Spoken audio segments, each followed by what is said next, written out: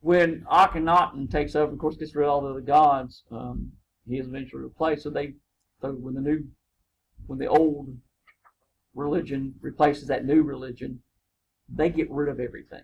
They literally destroy everything that they can, as much as they can. So we don't have some of those temples, but we know they probably were very similar to what the Greeks wound up building as their temples. And as you go through chapter 2, you'll see how they incorporate the columns, the different kinds of columns, the idea of the lintel that's used to hold it. And you have a depiction of that in your textbook at a few different places. For instance, if I can get over here too. Okay. Yeah, here we go. On page 51, they show you a little bit about the treasury of Delphi and how that would have looked.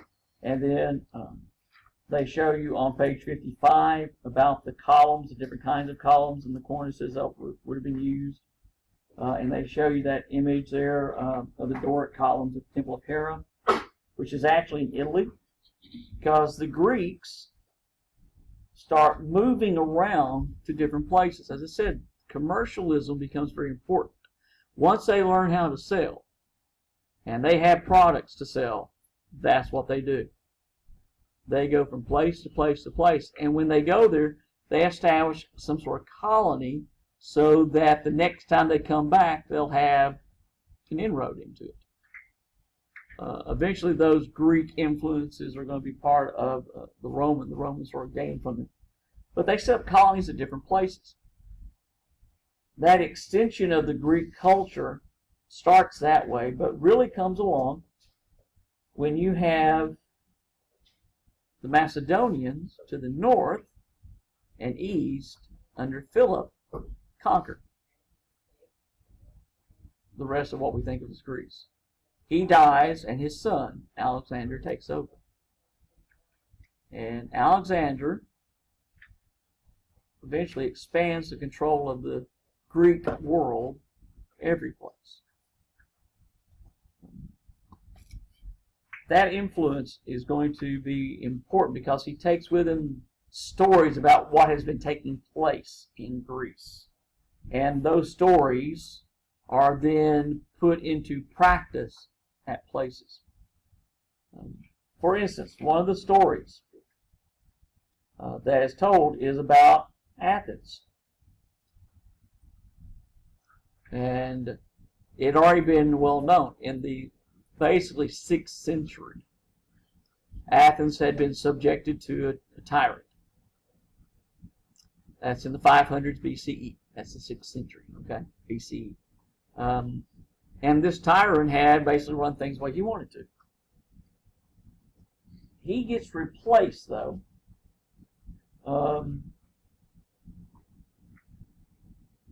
primarily because the different areas of Athens, the different levels of the people, had been subjected to harsh treatment.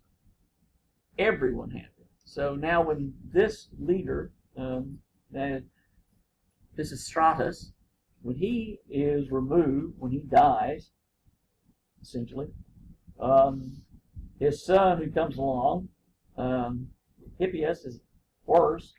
And so finally, they said, we have enough. We're not going to take it anymore. It's been like 60 years of this.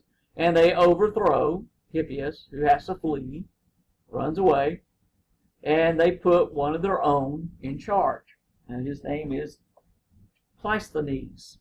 Cleisthenes takes over, and he says, okay, we need to do something about this because you got the aristocracy, the wealthy landowners are all upset. You got the poor little farmers over here having to try to feed us all. They're upset. And now they're thinking that we're going to do this and, we're going to not respect them. And you got the merchants over here saying, listen, the guy's been taxing us like crazy and taking all of our goods and keeping all the profit we can make. And you guys are probably going to do the same thing. He says, we need to heal this. He said, here's what we're going to do.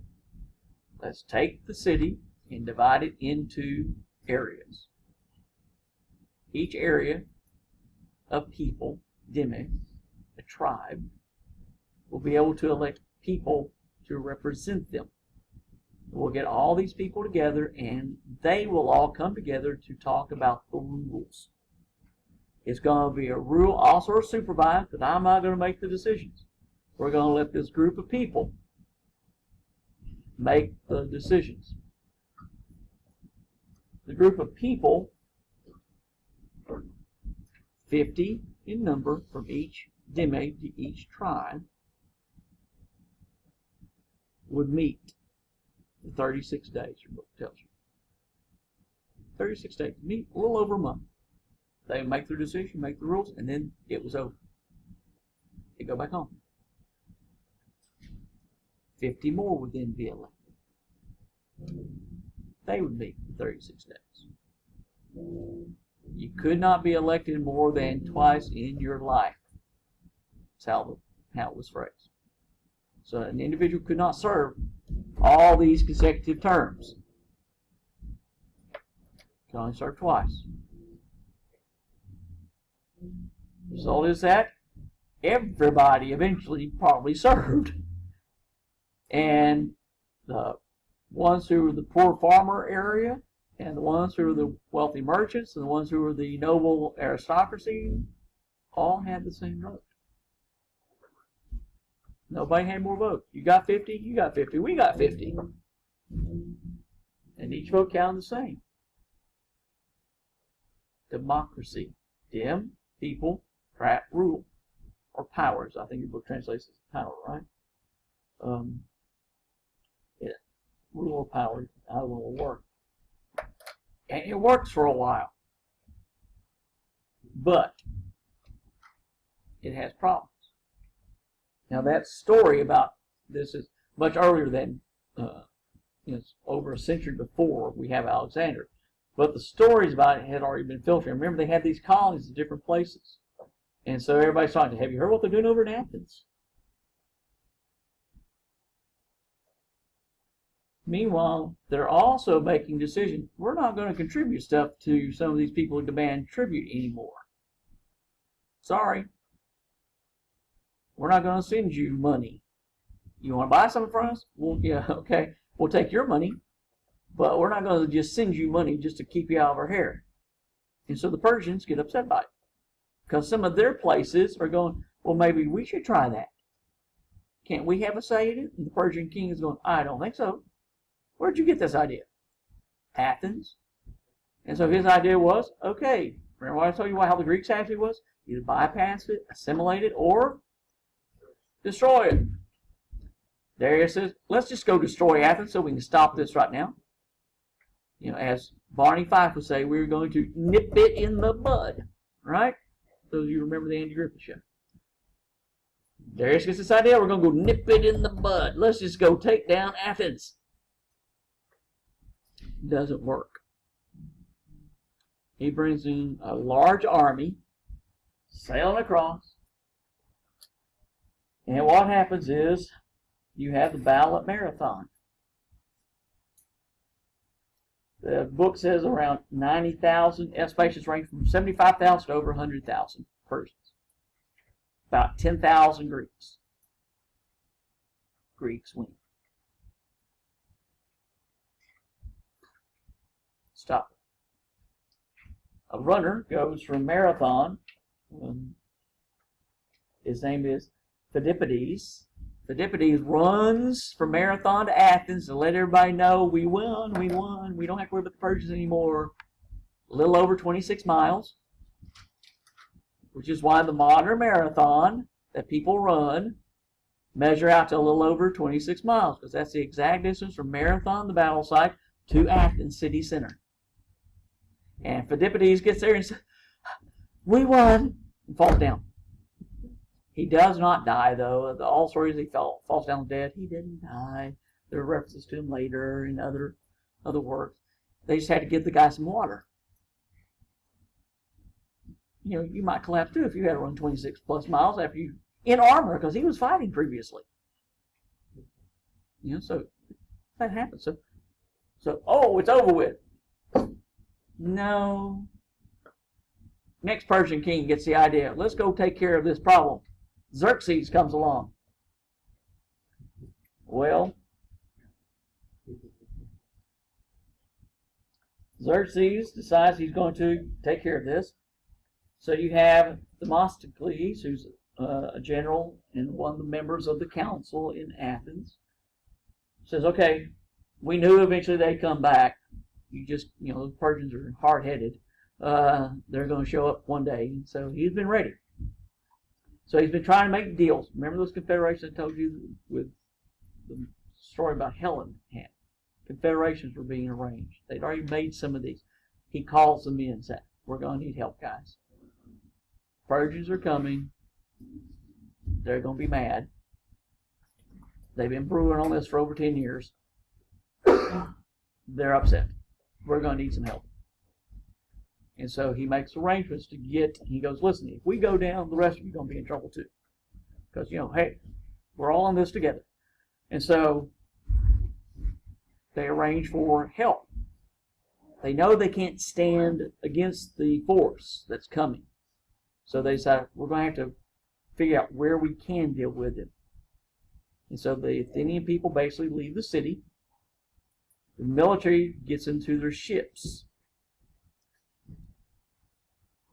And they say, but we need somebody to delay them so we can get all this in place. And of course, everybody looks at Sparta. And the Spartans go, we knew you'd expect this. Okay, we'll do it. But, they go, but we need most of your army with us. Just send some of them to hold them off. And if you've seen the movie The 300, that's the story. The battle at Thermopylae.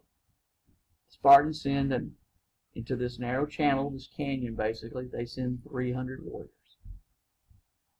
Say, okay, hold them off as long as you can. Herodotus, in his history of Greek, he's the first Greek historian, says this is how your book says, that there were 5 million men in this Persian army. And this is how the book says on page 59. Whole rivers were dried up when the army stopped to drink.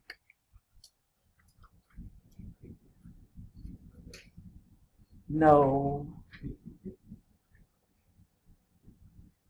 But hey, who's telling this story is what Herodotus would say. Hey, estimations are 150 or so thousand.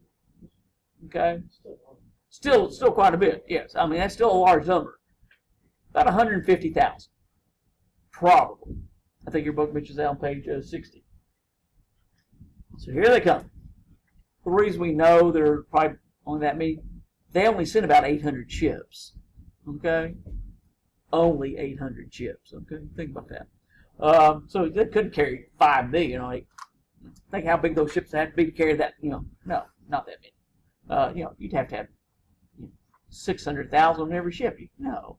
Or 60,000, I guess, to get 5 million. So no, we know that's not going to be. So 150 or so thousand come marching up. And if you've seen the movie, that's sort of exaggerating. But basically, the leader of the Spartan goes, stop right here, turn around. And they go, who said that? We did right over here. Just turn around. If we don't think so, where's the rest of your army? We're it. That's all we need. And they went, sure. So they fall. Leonidas leads them. Says, we'll take care of it. We'll buy Athens time. And they do. They all die, but they buy time. Persians are delayed long enough for all the Athenians to abandon the sea. The Persians come in, they sack it, they tear things down. You have to have a major reconstruction of Athens after this, where you get all the architecture mentioned in here. They fix some things up, some things are destroyed totally. They just have to leave it or replace it. Some are still left. Persian comes on in, they realize there's nobody here. Where are they all? And basically they heard the Greeks out in the ships going, we're over here. So, let's go sail and get them. So they get back in their 800 ships and go sail out to the sea to fight the ships and lose. is a story that gets repeated, folks, throughout history. The biggest ships you can, and go attack them. And smaller, faster ships will beat you every time. A number of generals never learned from that. The triumphs that the Greeks have are able to maneuver faster. They make better use of the wind. The large ships of the Persians are much more difficult to rotate when they have. Oh, there they go that way. Oh, let's move the ship. Okay, everybody, start rolling on one side. Okay, because that's what they basically had to do. We have to roll on one side to try to get it to turn because the wind's not in our favor. Let's keep. Okay, and by that time they're already around. No, turn the other way. Let's go. They get circled and bombarded from all sides. Your book mentions that there were 370 triremes of the Greeks, less than half the number. They sank about 300 of the Persian ships. Almost half the fleet of the Persians were lost. The others, most of the others, were heavily damaged to the point where they had to say, retreat, and run away. They had to. Greeks win. Greeks win. The result is that Greece becomes stabilized. You have coalitions among the city-states. Doesn't always last because the Spartans are going, we lost our best people, including our king. Why are you guys going to give up? And Athens says, we'll pat you on the back. And Sparta said, we'd like to have money with that. And Athens goes, yeah, I know you would. No. A few years later, Sparta, still not very happy about it, attacks Athens, Peloponnesian War. And, of course, when they do eventually attack them, they win. Sparta tends to do that. And democracy in Athens ends because the Spartan leaders set up their own council of only a few people to run everything. Democracy ends. It's about 100 years. It's all democracy lasts. That's it. Meanwhile, they have to, of course, fix up the city, which is why Athens says, we can't give Sparta any money. We're busy repairing our city. Sorry, guys. But you have the Parthenon is built. It's completed. You can see the image of that on page 61, and also that's what we have on top of the Acropolis there on page 38 at the opening of the chapter. That's what you see there. Notice the balance, the symmetry, the use of the columns across, the use of the columns in the back, the idea about the lintel, the idea about the balance and the image. Even, this is centuries, folks. This is over 2,000 years. That what you look at on page 61. Even then, you have a certain quality, a grandiose aspect to this. This is a major building. The leader of the time who takes over is Pericles, who becomes a great statesman, and ushers in what we consider the Golden Age. And so you wind up with that being built. You have a temple to Athene, Nike. Nike is actually a separate god. On page 62, you have the image of that one. Nike is actually a different goddess figure. She's called the goddess of victory. That's why Nike is the name of it. Because you're supposed to be victorious when you wear that. But Nike is always seen with Athena. Remember, the goddess of military strategy. And so she bestows her blessing of victory. She sends the goddess Nike to decide she wants to win. Well, that becomes part of her identity eventually. Again, probably was a minor figure. They kept her for a while, but eventually she only is seen with Athena because they don't need anybody else. You have, of course, other buildings there for you. The Erechtheion, which is not quite as symmetrical. You have Ionic columns, little narrower ones. You have figures of ports and maidens. It's also built there so that you have these references. this particular one with the portraits of the maidens, they have some details there for you. Each figure is unique. The folds of the drapes that they have on them folds differently. Their body parts are in different shape, but still creates a symmetry, as if they're individual, but they're all the same in a certain way. Because balance, symmetry, harmony, that's necessary to the Greeks. They like things to be balanced. They like things to be harmonious. They like symmetry. When I mentioned to you about the gods, when they brought in Dionysus, they had to have somebody step down. 13 is an unlucky, uneven number. They don't like it being uneven. Let's just get 12. Let's keep things in balance. And but of course, you point out, yeah, but it gives you 7 male gods, 5 female gods on the major theogony. That's not balanced. And of course, the Greeks say, yeah, but we're in charge, so it doesn't matter. Guys are in charge. It's okay. It's balanced for us. Again, it's reflecting that change in their civilization to a more masculine dominated world. Because who's making the rules? The men. Even when they had the democracy and they elected people to serve those 36 days, only men were eligible to serve. I made a comment earlier that everybody got to serve. Well, all the men did. Women, you didn't. You were still staying at home. It's going to take a long time for that to change. The sculpture, you'll see this idea about the images is very similar to what we saw with the Egyptians.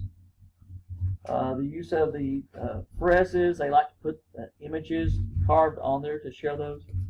And then you have eventually the development in the 5th and into the 4th century BCE.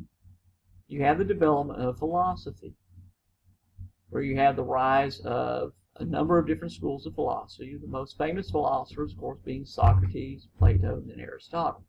Aristotle actually serves as the tutor for Alexander. When Alexander's a young boy, Aristotle is his tutor, and when Alexander travels to different places, he takes what he learns, and he takes other tutors from Greece with him, so that when he conquers a place, wherever it is, he doesn't necessarily kill the leaders, but he takes their children and says, okay, we're now going to educate you in the Greek way. This is your tutor. Go tell them everything that you need to tell them about us, so they will become like us. When Alexander dies at a fairly young age, as he's trying to take over India, his troops were tired. They've been marching all this time. They're all the way down through Afghanistan. It's Pakistan. Now he wants to go into, my gosh, we just crossed mountains and desert. Now he wants to go into the jungle area. We don't want to go, is what they said. And so he took a few of them, sailed down the river, and came back sick. Dies. So his generals go, what do we do now? And they said, well, we'll take it. And they each took a different area. One took basically Persia, Middle East. One took Greece and Macedonia. And the other one took Egypt. Most of the pharaohs that you probably are familiar with, that you may have heard, Cleopatra. Ever heard of Cleopatra? Cleopatra is descended from the Ptolemaic line of pharaohs. They were Greek. They're Greek. They're not Egyptian. They're Greek. The whole image, the whole look, what they would have looked like, the hair and all that sort of stuff, that's Greek appearance. It's not how the actual Egyptians would have looked. Very different image. But you have these, and those philosophers, whatever school you're looking at, whether it's the Socratic school, Platonic school, or you're looking at some of the other ones, because you have others. You have the skeptics, the cynics, you have all sorts of people. But you have this idea of the world, and that we have questions about it. Where do we fit in? What is the world to be like? And Plato comes up with his Republic, saying, here's how the world should be ruled. Put a philosopher in charge. The philosopher king. So listen, he'll make the right decision, because we're led by reason, not by all this other stuff. Reason is what's going to be important. And then, of course, theater. I mentioned that with Dionysus, that Dionysus becomes important for theater because everybody's going to worship him. It's also a time when the city-states get together and hammer out their deals. And you have celebrations there. These values are shown as they continue to go through, and as you finish out the end of your chapter, you'll see that you have other statues exchanging and extended, because Alexander and his successors take it every place. They all become Egyptian. No, excuse me, they all become Greek. Even Egypt becomes Greek. Any questions about anything at this time? Because it's now time for us to let you guys go. Remember, you do have a reading quiz for Sunday night to complete. And if you want to do your chapter 1 or chapter 1 quiz or essay, if you did not do those, they're open for you to do. You don't get to retake them, but at least if you didn't do it, you can still take them.